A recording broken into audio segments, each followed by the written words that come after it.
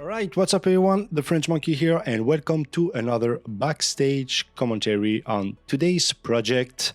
So we are going to talk about scattering inside of Cinema4D using Octane, and also I will be showing you how I was able to make this kind of biochip thingy. So there is no displacement, this is just some bumps, and of course to be able to make that I used one of my product, which is the Modular Pack, which is a product that I love so much. And I've been using it on a couple of renders already the last couple of years, and other people have used it in their work as well.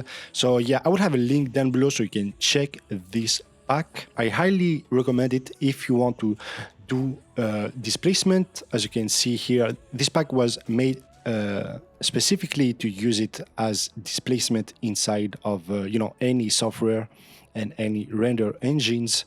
It has curved displacement, so pretty much I've made sure that they have a smooth gradient. And yeah, so be sure to check this out. Of course, this project is available on my Patreon as well as prints. So, check out my Redbubble account if you want to support me and order some of my prints. And yeah, so let's jump inside of Cinema4D and I will show you how I was able to create this. And I'm just going to close some of the scattering object. And as you can see, we have a couple of objects here. So we have the plane. I'm going to close that. So everything has kind of the same textures. I have a plane with a darker texture and a map from the Modular Pack. And I created a second texture with a similar map, and I added this inside of the opacity. And the tip here is that I just put one in the Y axis so that I can fake kind of having displacement. And I did the same on the cube here. As you can see, the size is different by 1 centimeter. So yeah, that's how I was able to fake these kind of displacement. I have my center cube piece here. I have my planes. I'm going to close them up. And I have 3 Octane scatter object, which has the exact same cube. So these 2 parts, I just scale them down. And the 2 first Octane scatter has the one of my plane as a distribution method. To be able to scatter it as I did, I simply added a shader, a noise shader, and also in the scaling option. So I just added a noise. I played around the global scale and the low and high clip. So I did that 2 times to be able to have 2 variants of distribution.